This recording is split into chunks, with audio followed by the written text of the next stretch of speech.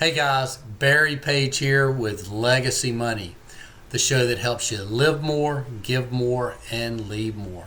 Today, we've got a great video for you. We're going to be talking about the Federal Reserve, their meeting, and why this should matter to you. Before we get started, I want to remind you, if you haven't already, to please subscribe to our channel, Legacy Money. Here's what it looks like. We've got lots of videos, lots of education on here about money and how it can help you. So there's three major questions that you should probably want to ask yourself about the Federal Reserve. The first question is, who is the Federal Reserve? So let's just take a look. If you just Google it, you can see here that there were 6 founders to the Federal Reserve: Nelson Aldrich, Piatt Andrew, Henry Davidson, Arthur Shelton, Frank Vanderlip, and Paul Warburg.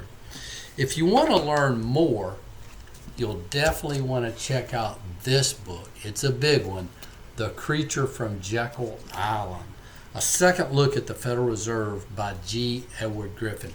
Now, this book was written years ago, but recently it's been a bestseller again. While you're doing your homework, I highly recommend you read this book.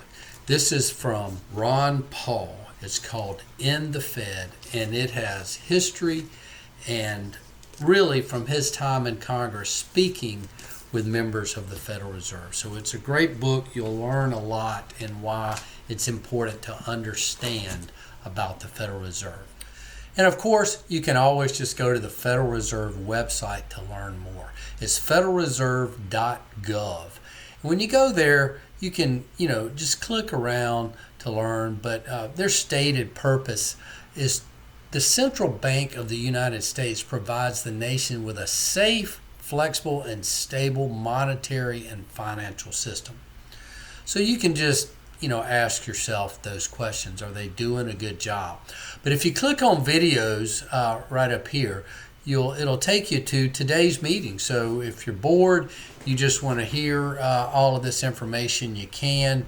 But that's on the Federal Reserve website, so you can learn more about who the Fed is and what their purpose is. So moving along, what does the Federal Reserve actually do, and what do rising interest rates or interest rates mean to you?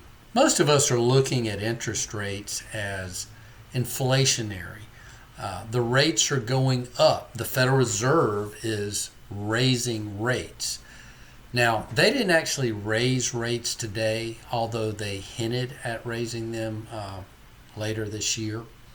But we all think of that as prices, the cost of our goods that we purchase going up. I was just speaking to someone earlier today that responded that they used to could go to the grocery store and fill up their buggy for $100, where nowadays that might be $200 or $300.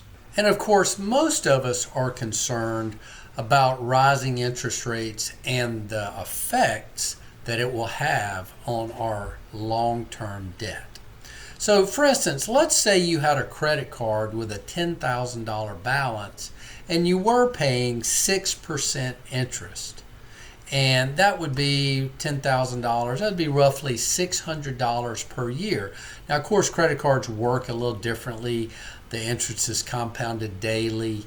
But let's just stick with that $600 per year interest on that $10,000 debt. Now, if rates go up to 12 or 25, like many of the average credit cards these days are at 25% interest. So 25% of that same $10,000 debt is now $2,500 this year alone. So you go from $600 to $2,500 in accumulated debt on the interest for your credit card. Not a good place to be. But really, rising interest rates should be obvious. The Federal Reserve is trying to control things.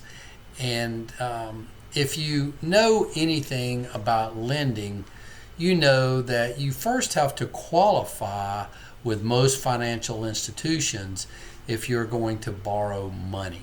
And of course, the more debt you have, the higher the rate, and the less likely you're able to facilitate that loan or lending.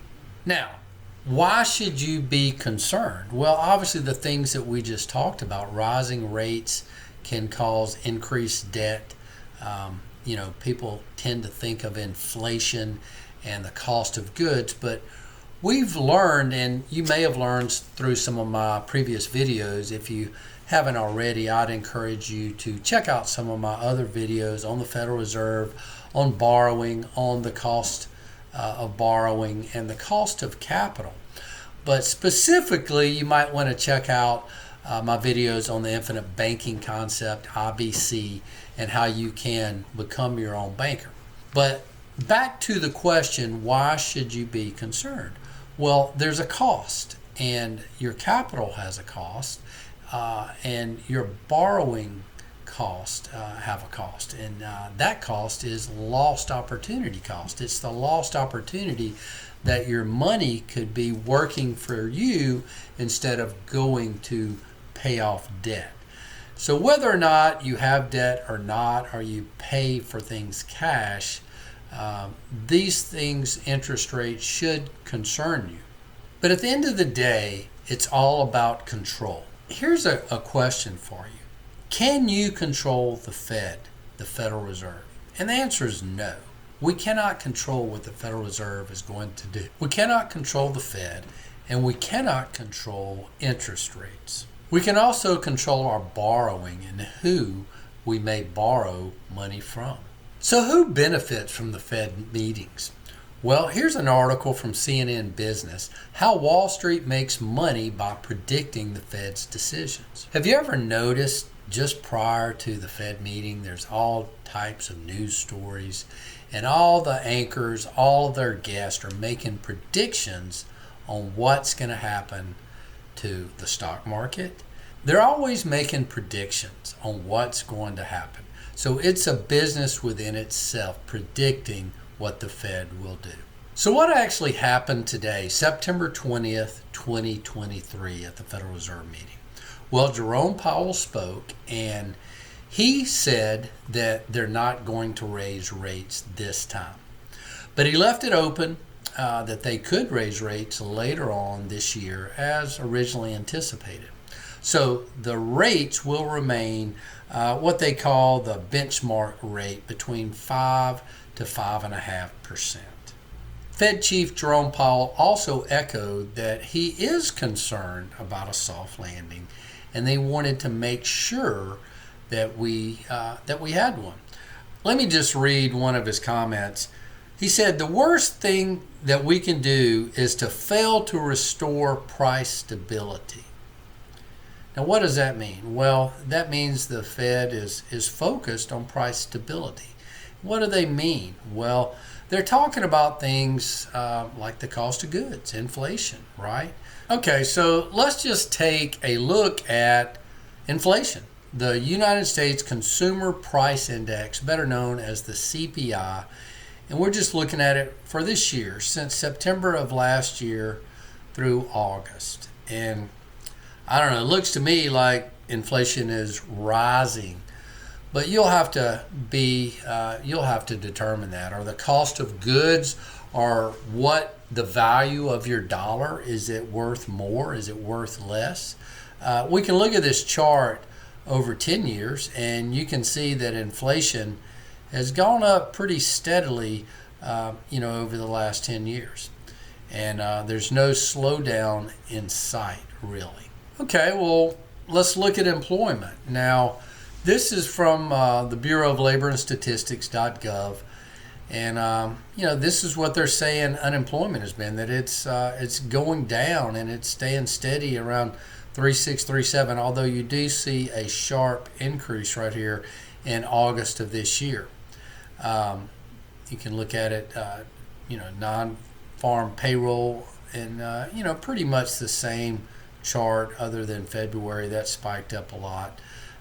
But These are government numbers. What about, what they call real unemployment? So again, if you just do a search, you'll find that the official number is usually much less than, what the real number is. So, just going on down, here's a nice site. Now, I did a little background on it, but if you just look, it's from the Ludwig Institute for Shared Economic Prosperity. And, of course, there's a lot of sites out there, but this one says the real rate of unemployment is 23% compared to the headline unemployment 3.8 in August of 2023. That's a pretty vast difference. What is the true rate of unemployment? Now, this gentleman actually worked under Bill Clinton as the Comptroller General. According to them, the true rate of unemployment is about 23% today. So let's just listen in to Chairman Powell. We focused on our dual mandate to promote maximum employment and stable prices for the American people. We understand the hardship that high inflation is causing, and we remain strongly committed to bringing inflation back down to our 2% goal. So they're strongly committed to bringing inflation down to their 2% goal. So when was inflation 2%? And we're nowhere near that today, even by their own numbers. So I'm not sure what they have left in the bag. Word has it from some of the other members that they're going to actually lower rates again in the future and create more money. But here's really my take on what happened. There's a lot of things going on just today. How ironic is it that the UAW, the United Auto Workers, are on strike? And the amount of people that are striking could increase even more. What's that going to do to unemployment? Especially if they can't come to an agreement real soon. I also believe that we're going to have higher gas prices. Just in the past week, gas prices have shot up tremendously. And, you've had the Saudi say that they are not going to produce any more oil. We've already depleted our reserves. So I believe that we're going to have even higher gas prices. What will that do to inflation? What will that do to the cost of goods elsewhere? And finally, I think there's going to be more government spending. So in the past week or so, the debt ceiling has been in the news, and they appear to want to raise the debt ceiling again. They can't just be happy with the money that they spent last year or during COVID. They want to continue to raise the debt ceiling. So to continue and wrap up today's video, I just want to encourage you to take control of your finances. We don't know what's going to happen. The Fed is uncertain. Interest rates are uncertain. Taxes are uncertain.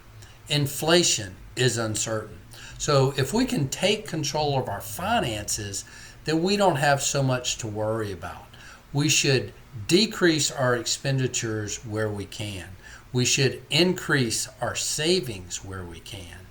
And if you'd like to learn specifically about the infinite banking concept, I encourage you to watch some more of my videos. I have lots of videos on the infinite banking concept and how it may be able to help you so you can take control of your finances and not have to be concerned about rising rates and what the Fed's going to do at their next meeting. So thanks for joining me today. I'll see you in the next video.